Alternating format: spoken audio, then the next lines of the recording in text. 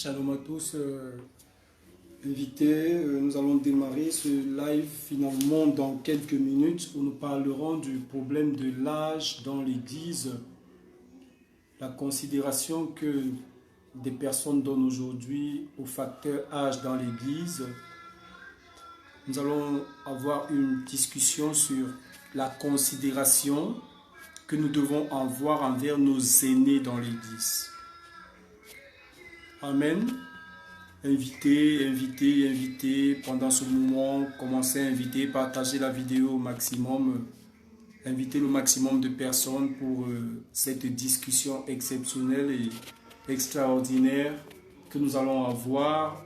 Et pendant que le live passe, vous pouvez poser des questions. S'il y a des choses que vous ne comprenez pas, s'il y a de petites zones d'ombre, vous pouvez poser des questions et par la grâce de Dieu, certainement, nous tomberons d'accord, nous pourrons avoir des discussions là-dessus sur certaines choses, certains aspects qui nous échappent et qui créent des problèmes à l'intérieur de l'Église au quotidien.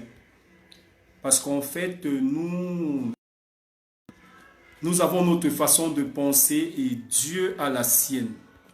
Et plusieurs personnes aujourd'hui sont en train de vivre des choses bizarres dans leur vie chrétienne, dans leur marche chrétienne, à cause des petits détails qui nous échappent. Et dans le monde spirituel, le moindre détail qui nous échappe peut nous être préjudiciable. Il est bon. Il est bon. Jésus est bon. Il est bon, son amour est infini. Shalom à ceux qui sont déjà là. Vous pouvez partager, inviter aussi des amis à venir participer à cette diffusion et à cette discussion exceptionnelle que nous aurons cet après-midi concernant toujours ce périple sur lequel nous sommes depuis un bon moment, sur les réalités du monde spirituel. Et voilà. Je nous invite donc à nous connecter de plus en plus et à inviter. Invite une personne. Invite une personne. Ce sera un très beau moment ensemble. Invite une personne, toi qui es déjà là. Que Dieu te bénisse. Reste en ligne. Nous allons démarrer d'un moment à l'autre. Reste en ligne, toi qui es déjà connecté.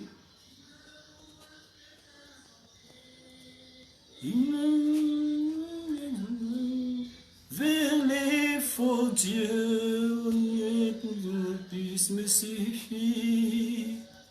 Pour mes péchés, sur la croix, il a payé ma tête. Vers les faux dieux, je n'irai plus qu'à Christ me suffit. Pour mes péchés, sur la croix, il a payé ma dette. Oh Dieu, je n'irai plus qu'à Christ me suffit. Pour mes péchés, sur la croix, il a payé ma dette.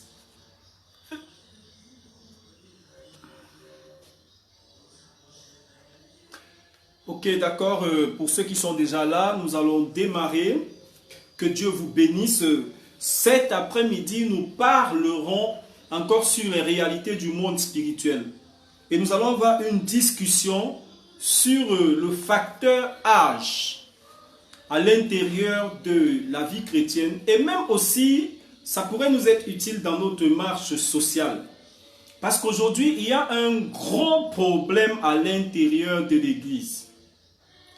Et ce sont des choses qui nous affaiblissent sans que nous ne nous en rendions compte. Aujourd'hui, je vais être cru dans cette introduction pour que nous puissions comprendre où nous voulons aller. Aujourd'hui, nous nous rendons compte qu'il y a des enfants de 22 ans qui osent imposer les mains aux personnes âgées à l'intérieur de l'Église. Il y a des enfants de 23 ans ou de 24 ans qui se font appeler papa ou maman par des mamans de 50 ans.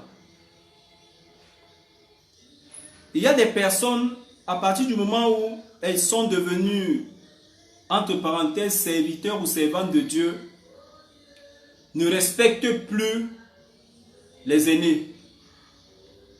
Ça veut dire qu'à cause du fait qu'ils sont devenus serviteurs de Dieu, ceux que Dieu a envoyés sur terre avant eux, qu'est-ce que je veux dire? Ils leur deviennent supérieurs. C'est choquant. Parce que Jésus n'a pas marché comme ça. J'ai essayé de mener une petite investigation dans le parcours de Jésus. Et j'ai recherché dans la Bible plusieurs passages des rencontres entre Jésus et Pierre. Des situations de dialogue entre Jésus et Pierre. Des moments où Jésus devait prendre des décisions et l'attitude qu'il a affichée vis-à-vis de Pierre. Je prends juste le cas de Pierre. La façon dont Jésus se comportait envers les personnes âgées. Et plusieurs fois dans la Bible, Jésus a été face à des personnes qui étaient âgées pour qui il aurait pu procéder par une imposition de main. Il ne l'a pas fait.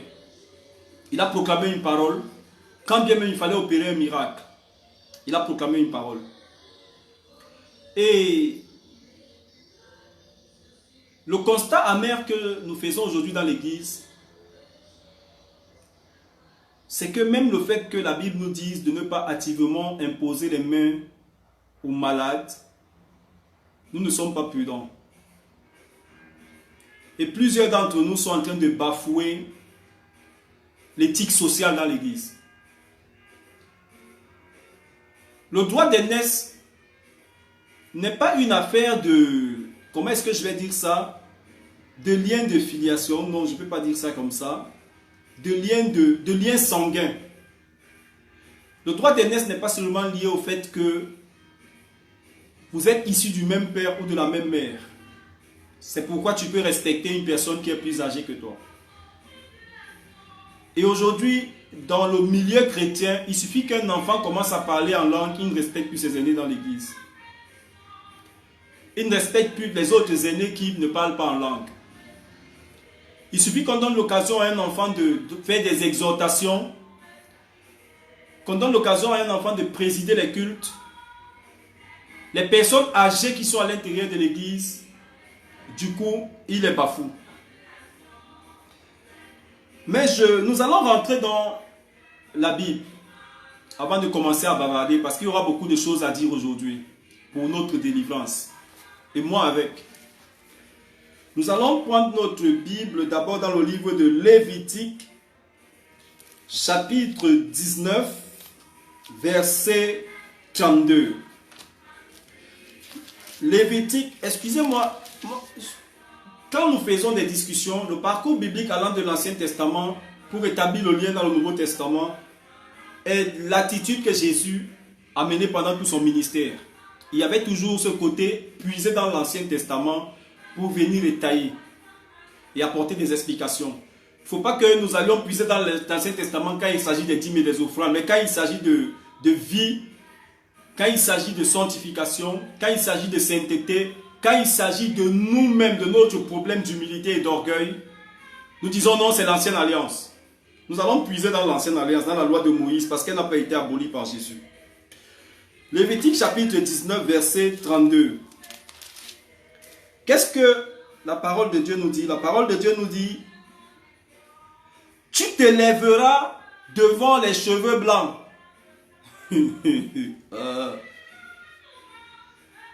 Tu te lèveras devant les cheveux blancs. Tu honoreras le vieillard. Tu craindras ton Dieu. Je suis le Seigneur, l'Adonai.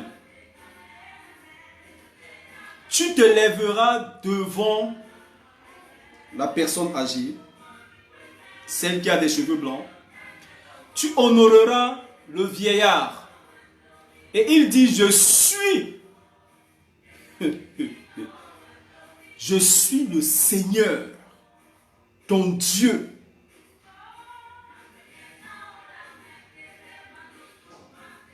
Et à l'intérieur, entre l'injonction et le je suis, l'Adonai, il dit, tu craindras l'Éternel, ton Dieu. Donc quand on lit ce passage, les personnes qui bafouent le doigt d'aînesse dans l'église ne craignent pas Dieu. Nous sommes dans une ère prophétique. Il faut dire les choses telles qu'elles viennent. Alléluia. Les personnes qui bafouent les aînés dans l'église ne craignent pas Dieu, quel que soit leur statut. Et le drame, c'est que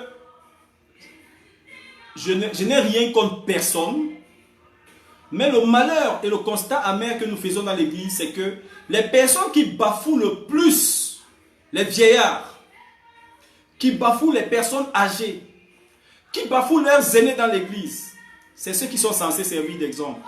C'est-à-dire nous, qui disons être serviteurs de Dieu, pasteurs et autres. C'est nous qui bafouons cette injonction de l'Éternel. Et aujourd'hui, l'Église souffre de ce mal, de cette gangrène,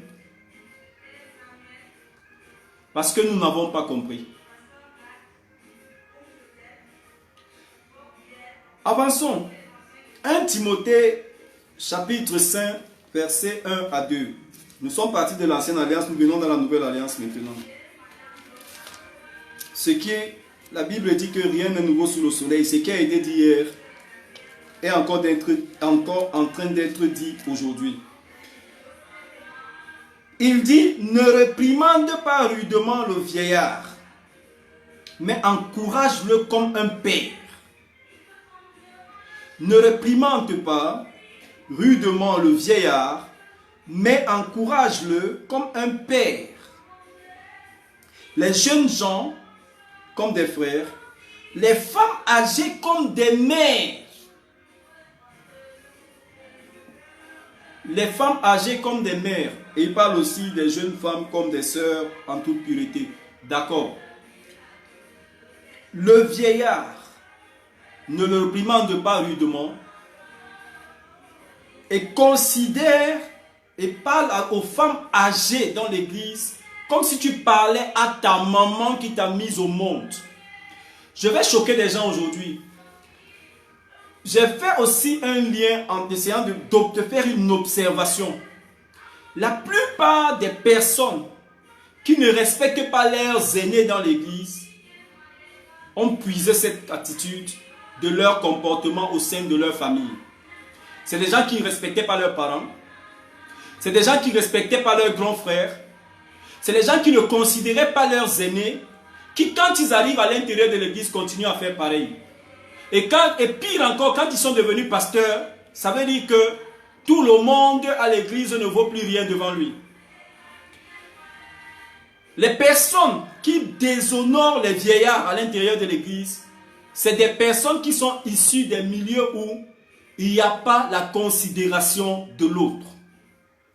Mais la Bible est en train de nous dire ici qu'en tant que leader, parce que Timothée était responsable d'une église, Paul est en train de lui dire, lorsque tu veux parler à un vieillard, humilie-toi, rabaisse-toi avant d'ouvrir la bouche et lui adresser la parole. Ne lui parle pas rudement, mais parle-lui comme si tu parlais à un père. Encourage-le comme si tu encourageais un père. Ne le critique pas. Ne lui fais pas des reproches comme si tu parlais à ton fils à la maison. Et je vais aller plus loin sur quelque chose que le Seigneur m'a fait comprendre. Nous n'avons pas le droit d'appeler une personne qui nous dépasse en âge à l'intérieur de l'église, mon fils, ma fille. C'est choquant. Mais c'est la volonté de Dieu. Parce que lorsque nous le faisons, nous bafouons l'ordre naturel établi par Dieu. Et Dieu n'a pas fait de l'église un milieu qui est exclu du monde. Jésus le disait bien, vous êtes dans le monde, bien que vous soyez soumis à la loi du ciel. Mais même au ciel, je ne pense pas que dans les lois du ciel, Dieu ait demandé, puisque les lois que nous citons là, ce sont les lois du ciel.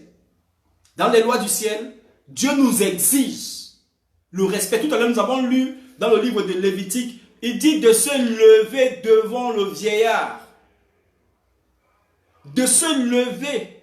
Parce qu'en se levant ainsi, nous sommes en train de craindre Dieu. Celui qui ne le fait pas ne craint pas Dieu. Alléluia. Nous sommes en train d'introduire notre débat.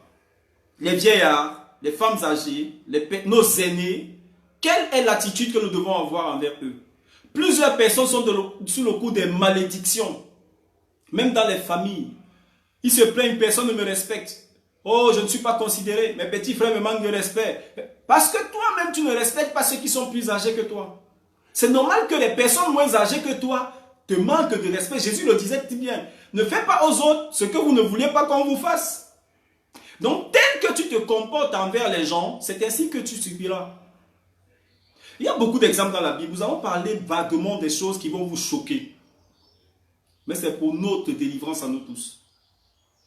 Lorsque le Seigneur m'a fait comprendre ces choses, j'ai été excessivement choqué.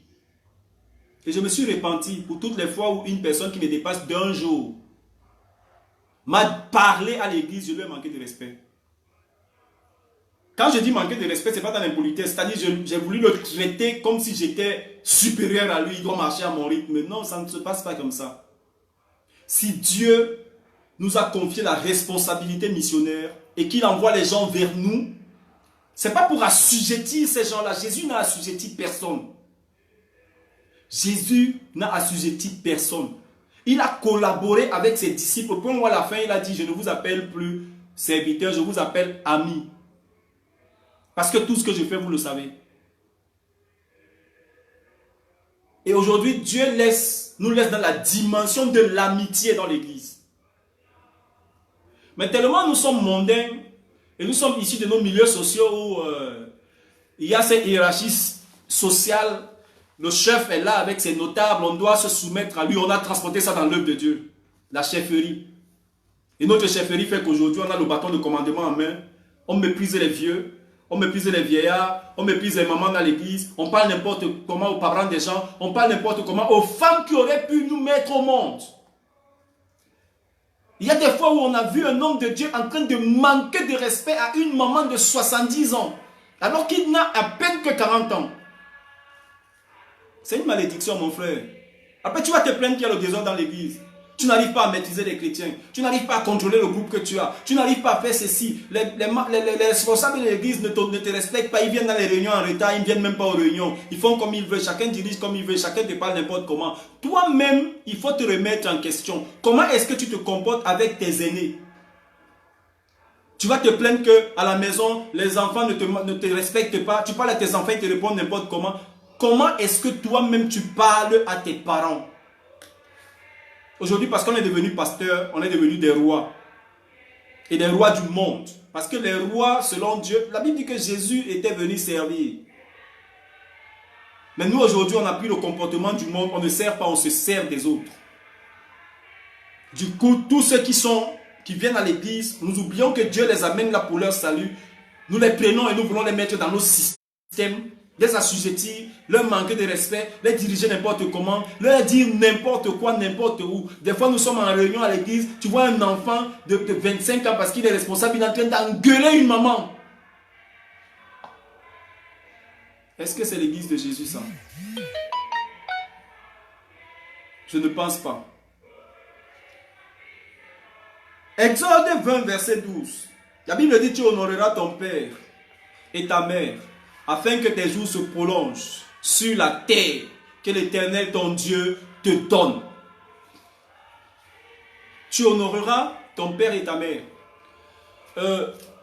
Lorsque j'ai essayé de faire une analyse personnelle de ce passage biblique par la grâce du Seigneur, il m'est arrivé de comprendre une chose, c'est que le concept de la fraternité et de la paternité dans le milieu juif et aussi même en Afrique est au-delà de la nature.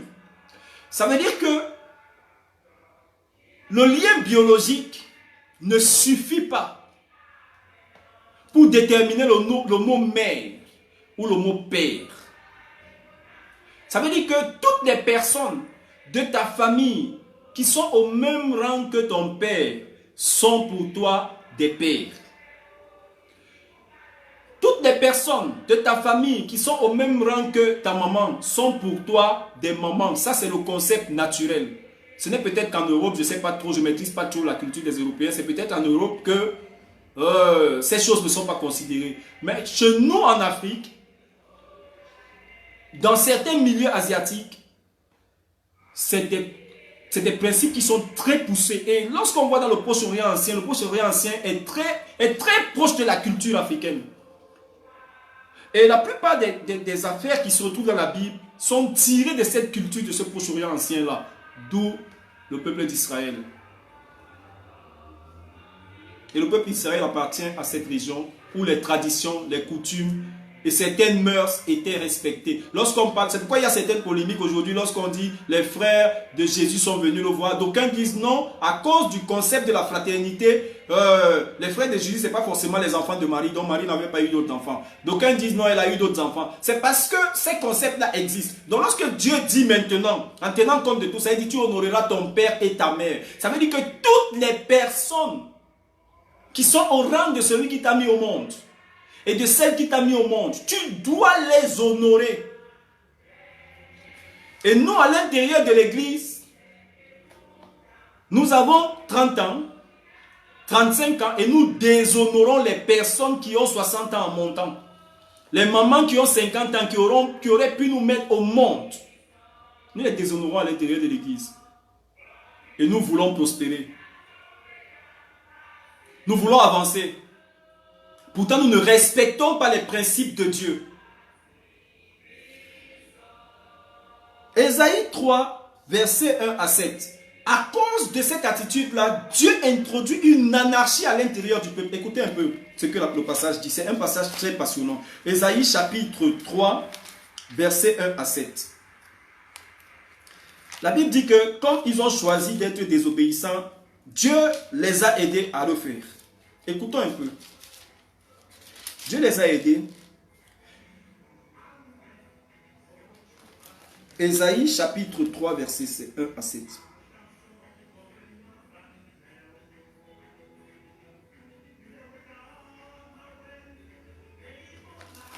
C'est moi qui ai mal noté le verset ou quoi.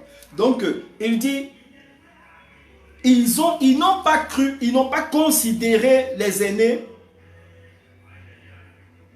Ils n'ont pas considéré ceux qui étaient supérieurs à eux. Et l'anarchie s'est installée. Ils se sont mis à se déshonorer les uns les autres. Ils se sont mis à se manquer de respect les uns les autres, à se manquer de considération les uns les autres.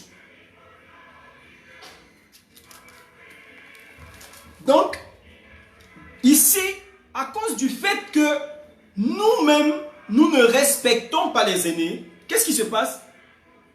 À un moment donné, à l'intérieur de nos assemblées, il y a tellement de désordre, on ne comprend pas, on prêche, on crie, on exhorte, on réveille les gens, mais ils sont toujours dans l'indiscipline.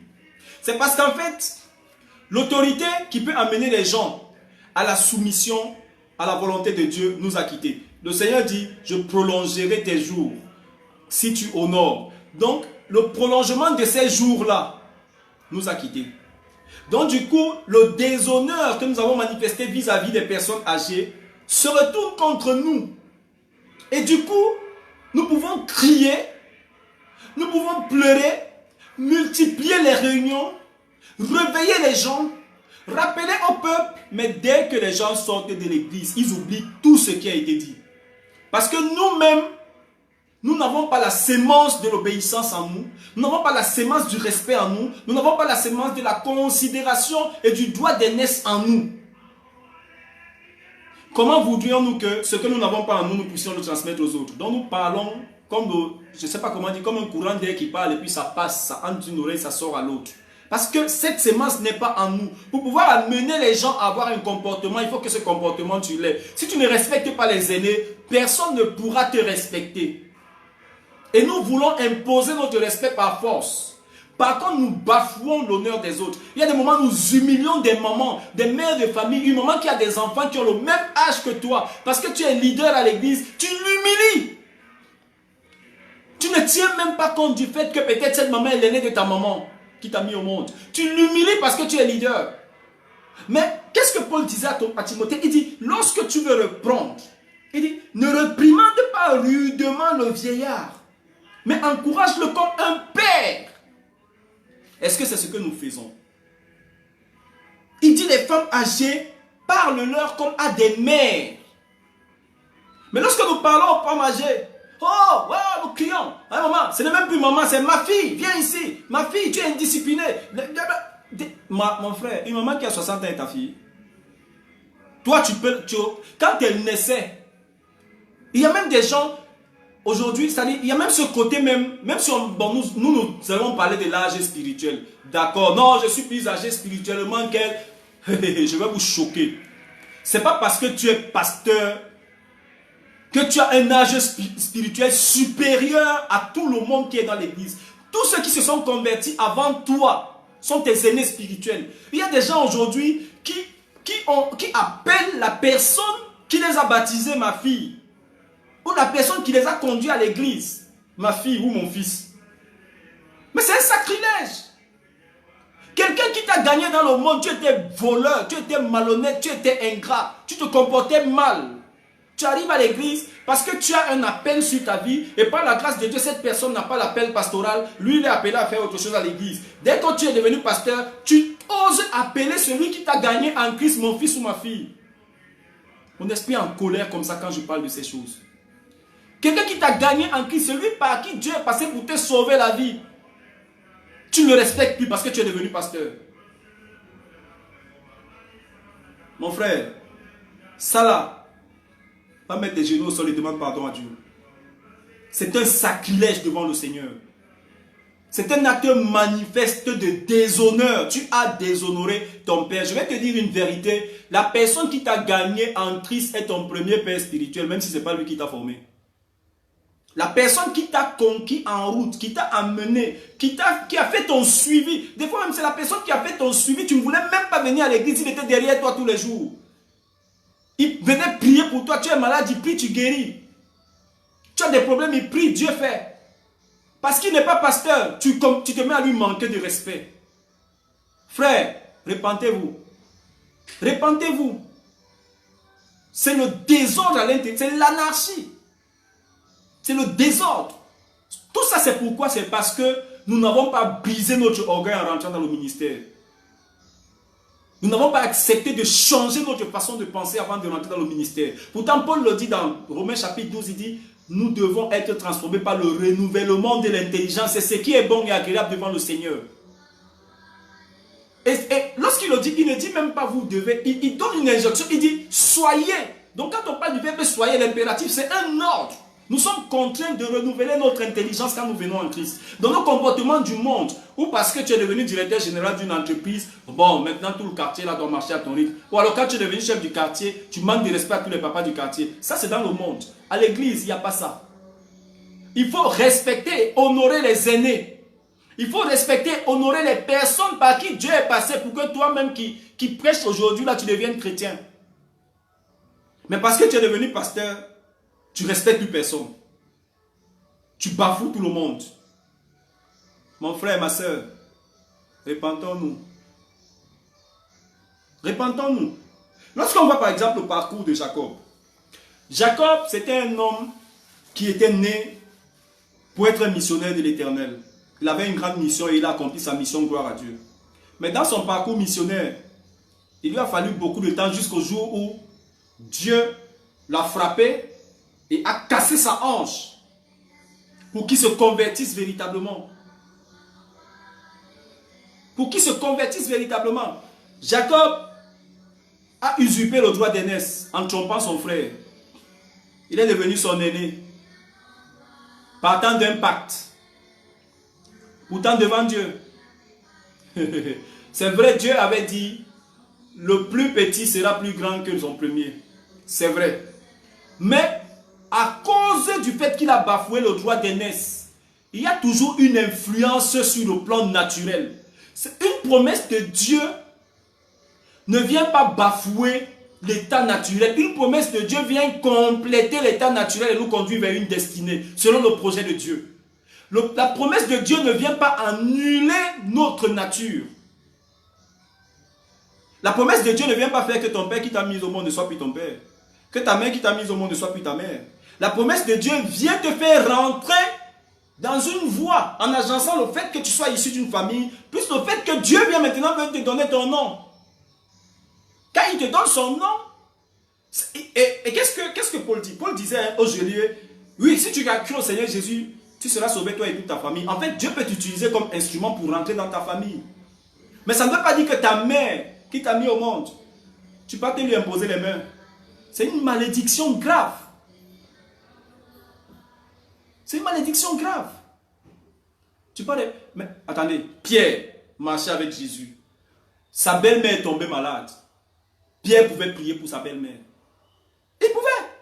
Qu'est-ce qu'il a fait? Il a dit, Jésus, viens prier. Viens. Et Jésus est venu prier. On dit que Jésus est venu prier pour sa belle-mère et la guérir. Pourtant, lui-même, il pouvait le faire. Jésus marchait avec Pierre. Mais plusieurs fois dans la Bible, lorsque tu fais cette analyse de la marche de Jésus avec Pierre, tu constates qu'à chaque fois que Pierre haussait le ton, Jésus descendait. La seule fois où Jésus a réagi, et il ne s'est pas adressé à Pierre directement, il s'adressait à l'esprit qui était derrière Pierre et qui le poussait. Il a dit, retire-toi Satan. Il ne dit, c'est pas Pierre qui l'a traité de Satan. Il a chassé le diable parce que le diable était en train de souffler de mauvaises pensées à Pierre. C'est nous qui lisons la Bible avec les yeux. Oui, il a dit, retire-toi Satan. Non, il a dit à Pierre, Satan, non. Lui, il a vu le démon qui était en train d'insuffler les mauvaises pensées à Pierre et Pierre venait le décourager. Parce que quand Satan a vu ce qui arrivait, il pouvait passer par tous les moyens pour décourager. Jésus avait dit, retire-toi Satan au désert. Devant Pierre, il prononce la même phrase.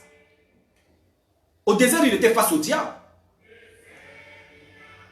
D'aucuns interprètes disent que c'était un homme qui était venu le tenter et puis le diable était en cet homme. D'aucuns disent que c'était un serpent. Chacun interprète à sa manière. Mais la Bible nous dit quand même que il a dit à Satan au désert, retire-toi. Donc quand il s'est retrouvé face à la même situation où le diable venait encore cette fois-là essayer de le décourager à la fin de sa mission. Parce qu'au début de sa mission, il a voulu le détourner. Ça n'a pas marché. À la fin de sa mission, il vient encore pour essayer de lui dire non, ne prends pas cette route-là, c'est pas la bonne. Parce qu'il savait que le gars était déterminé. Il fallait qu'il le chasse à nouveau. C'est pourquoi il dit, retire-toi Satan. Mais quelle est la parole qu'il a dit à Pierre après?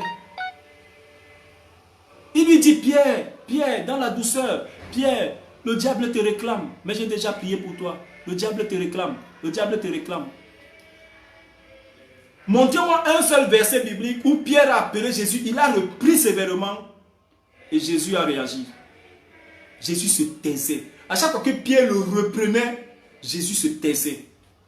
Ou il essayait de l'appeler pour lui expliquer les choses. Dans la douceur, il ne criait jamais sur lui. La preuve, il criait sur les autres disciples, mais il ne criait jamais sur Pierre. Il ne criait jamais sur André. Il ne criait jamais sur ses aînés qui étaient dans le groupe. Il ne criait, il n'y a aucun passage biblique où Jésus a manqué de respect à un aîné. Jamais il ne l'a fait. Mais quel est le comportement que nous avons aujourd'hui? Au nom de l'onction, nous bafouons le droit d'aînesse naturel. Avançons. La Bible dit que Jacob, après avoir violé ce droit d'aînesse et l'avoir bafoué, il a fui.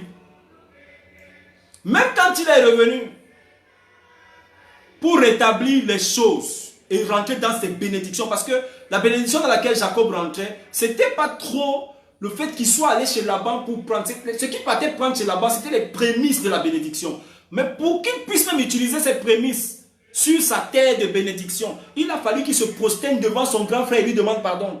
Ça veut dire qu'il s'est prosterné devant son grand frère. Et il a appelé son grand frère mon Seigneur. C'est à ce moment-là qu'il a obtenu le pardon. Et c'est à ce moment-là que son ministère a commencé. Parce que tout le parcours qu'il faisait, il n'était pas rentré dans sa mission. Il était en train de préparer la mission, il se mariait, il a commencé à fonder son foyer. Mais la mission a commencé après qu'il se soit prosterné devant Ésaü, parce que la malédiction de la désobéissance à l'aîné pesait sur lui. C'est pourquoi Laban pouvait le trimballer n'importe comment, parce qu'il n'y avait aucune autorité en lui. Il avait perdu l'autorité de Dieu. Il avait même perdu les promesses de Dieu. Dieu avait une promesse avant qu'il ne naisse. Mais regardez comment il a vécu comme un esclave. Même pour se marier, il a dû travailler 14 ans comme esclave sans rien gagner. Il a vécu comme un esclave toute sa vie à cause du fait qu'il a désobéi à son grand frère. Il a déshonoré son grand frère et il a fui. Donc pour qu'il retrouve son statut d'homme qui n'est plus esclave, qui est devenu maître, il a fallu qu'il aille se prosterner devant son grand frère, que son grand frère prie pour lui et le bénisse. C'est après cette bénédiction-là, maintenant que le droit à la liberté, il a récupéré son statut d'homme libre et il est sorti de l'esclavage dans lequel il a vécu pendant près de 20 ans. Pendant près de 20 ans, Jacob était esclave. Il était esclave. À cause de quoi? Parce qu'il ne... Et c'est comme ça qu'aujourd'hui, plusieurs d'entre nous sont en train de diriger, sont des leaders, mais des leaders esclaves. Ils n'arrivent pas à se détacher du péché. Ils n'arrivent pas à se détacher de l'argent. Ils n'arrivent pas à se détacher de certaines influences. Ils n'arrivent pas à se détacher du mensonge. Ils n'arrivent pas à se détacher de la ruse. Ils n'arrivent pas à se détacher de la tromperie. Ils n'arrivent pas à se détacher de la manipulation. Parce qu'en fait, la malédiction de la désobéissance au droit d'aînesse pèse sur leur vie. Ils ne respectent pas leur grand frère à la maison. Il y a des pasteurs qui ne respectent pas leur grand frère naturel, même père et même mère, parce qu'ils sont pasteurs. Leurs grands frères sont à l'église, ils deviennent leurs fils. Ton grand frère est ton fils. Ton grand frère peut être sous ta couverture spirituelle parce que tu es avancé spirituellement et tu es là pour le propulser. Mais ton grand frère, tu appelles ton grand... Il y a des gens qui appellent leur beau-père, le père de leur femme. Mon fils, c'est mon fils spirituel. C'est ton fils spirituel. Sur quelle base? Quelqu'un qui a imposé les mains sur toi, qui était ton père spirituel quand tu te mariais parce que tu es devenu une seule et même chair avec sa fille. Donc du coup, il est devenu ton père. Donc spirituellement, il est au-dessus de toi. Tu te lèves, tu dis c'est mon fils spirituel. Ça c'est l'orgueil et l'ignorance. Revoyons ces conduites-là.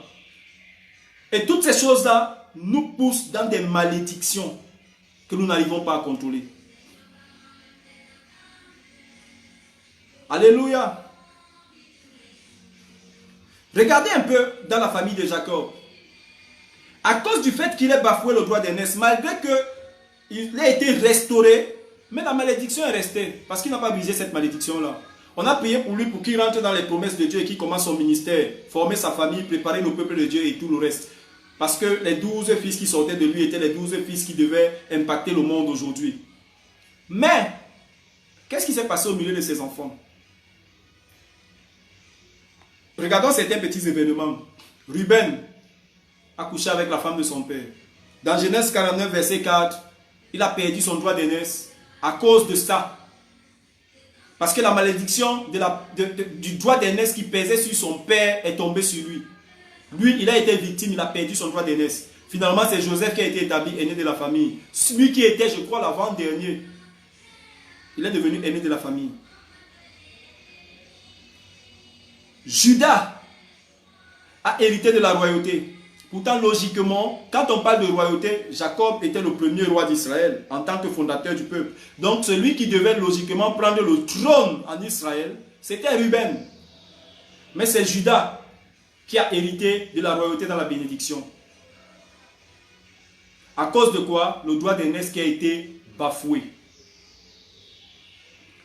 Lorsque tu lis tout ce parcours, tu te rends compte qu'à un moment donné, il y a eu tellement de choses qui ont été faites par Jacob contre son aîné, que toutes ces choses-là se sont passées dans sa famille. Et toutes ces choses-là ont continué jusqu'à aujourd'hui dans le peuple d'Israël. Il y a toujours ce désordre. Il y a toujours ce désordre. Cet esprit de rébellion qui règne au milieu d'eux. À cause du fait que bafouer le droit d'aînesse, c'est aussi de la rébellion contre Dieu. Donc bien aimé, arrêtons de manquer de respect aux personnes âgées dans l'église. Arrêtons de manquer de respect aux personnes. Si tu constates à l'église qu'un frère te dépasse même d'1 an, c'est ton grand frère. Mon frère, la façon dont tu t'approches de lui pour le reprendre, pour le redresser, pour le former, pour le préparer, pour lui parler, doit être différente de la façon dont tu parles à un enfant de 18 ans à l'église. Ce n'est pas parce que tu es leader, ce n'est pas parce que tu es pasteur que tu as le droit de bafouer les aînés. Dieu ne t'a pas donné ce droit-là. Arrêtons ça dans l'église. C'est du désordre. C'est du désordre. Il y a plus d'être du désordre, c'est même des sources de malédiction. Après, nous allons nous demander, mais pourquoi on est bloqué? Pourquoi on fait, il y a toujours la même chose qui revient? Mon frère, parce que nous ne respectons pas les principes de Dieu. Et parmi ces principes de Dieu, nous sommes en train de dévoiler un aujourd'hui que le diable utilise pour nous détruire. Parce qu'en fait, je ne condamne personne. Je parle de ça pour dénoncer les œuvres du diable. Le diable nous pousse à cet aspect des choses parce qu'il sait que Dieu n'est pas d'accord avec ça. Je vais vous choquer en vous disant qu'aucun homme ne connaît Dieu comme le diable. Aucun homme ne connaît Dieu comme le diable. Et le diable, connaissant très bien Dieu, il sait ce qui peut te pousser à faire pour que tu ne sois plus en accord avec ton Seigneur. Parce qu'il sait tout ce qui déplaît au Seigneur. Il a vécu à côté du Seigneur. Comme David chantait pour Saoul, c'est comme ça que le diable chantait pour Dieu. C'est comme ça qu'il chantait à côté de Dieu. Donc il le connaît. Il y a des choses que le Seigneur faisait devant lui. Il y avait des actes qui se manifestaient, la puissance de Dieu qui se dégageait du trône de Dieu quand le diable était en train de faire l'adoration. Donc il y a tellement de choses, il y a tellement de principes, il y a tellement de secrets que Dieu a confié à cet homme que ce gars, à cet ange déchu, qui sait qu'est-ce qu'il faut faire pour ne pas plaire à Dieu et comment est-ce qu'il peut pousser les hommes à ne pas plaire à Dieu. Et c'est ça qui nous arrive aujourd'hui. Nous ne plaisons pas à Dieu à cause des choses que nous faisons tous les jours. Donc, c'était le peu que nous avions à partager. En conclusion, nous devons retenir que vraiment, quel que soit notre rang dans l'église, respectons les aînés. Quel que soit notre rang dans la société, respectons les aînés. Je suis resté dans le cadre ecclésial, je ne suis pas allé trop dans le cadre social aujourd'hui. Parce qu'en fait, c'est à l'église que je voulais parler aujourd'hui. La prochaine fois, je vais refaire une vidéo sur le droit d'aînesse dans la société. Et nous parlerons d'un certain nombre de choses qui ont entraîné des conflits dans les familles, divisé les familles à cause du fait que ce droit a été bafoué. Il y a plusieurs fois dans certaines familles où c'est les petits frères qui sont devenus les leaders, parfois par, on ne sait pas trop, par favoritisme ou quoi d'autre. Et ça a créé du désordre parce que lorsque Dieu envoie un fils dans une famille en tant qu'aîné, il dépose quelque chose sur sa vie pour pouvoir conduire la famille demain. Et ce fils a juste besoin d'être canalisé par ses parents pour que ce qui est en lui pour pouvoir diriger sa famille sorte. Parfois c'est le problème d'éducation, d'environnement social, de conditions de vie qui fait que les aînés perdent souvent les pédales. Et il y a un véritable problème au niveau des aînés, c'est que plusieurs aînés, je vous briefe un peu l'introduction pour la prochaine étape où nous parlerons du droit d'aînesse dans la société. Plusieurs aînés ont été les premiers enfants. Et nous savons tous comment nous traitons notre premier enfant. C'est-à-dire notre premier enfant devant nous est comme un cadeau venu du ciel. Et du coup, tellement il est cajolé, tellement nous sommes à sa merci, tellement tout ce qu'il désire avoir, il l'a très facilement. Nous le dorlotons et du coup, il grandit avec ça et parfois, ça lui fait perdre un peu d'autorité. Parce qu'il grandit et reste enfant plus longtemps qu'il ne doit le rester. Et par contre, ses petits frères qui n'ont pas vécu la même chose, la même enfance que lui, qui n'ont pas été dorlotés de la même façon, grandissent plus vite et deviennent plus vite matures. C'est pourquoi des fois dans des familles, on se rend compte qu'il y a des petits, des cadets qui vont plus vite dans la société que leurs aînés. C'est dû parfois à ces choses-là. C'est pourquoi il faut aujourd'hui que nous, parents, nous essayons de prendre nos soins, de véritablement éduquer le premier-né de notre famille. Parce que le premier-né est appelé à rester après nous pour diriger cette famille. Donc nous parlerons de ces choses en détail, nous entrerons en profondeur, nous dévoilerons certaines choses et comment le diable s'introduit dans les familles pour créer tous ces désordres-là. Et nous verrons par la grâce du Seigneur jusqu'où ça nous conduira. Amen. Que Dieu vous bénisse. Si la vidéo vous a intéressé, vous pouvez la partager, la réécouter et puis la partager avec vos frères, avec vos amis, vos partenaires, vos frères d'église et tout le reste, dans les groupes auxquels vous appartenez, pour que le maximum de personnes possibles puissent aussi bénéficier de ce peu que nous avons partagé aujourd'hui.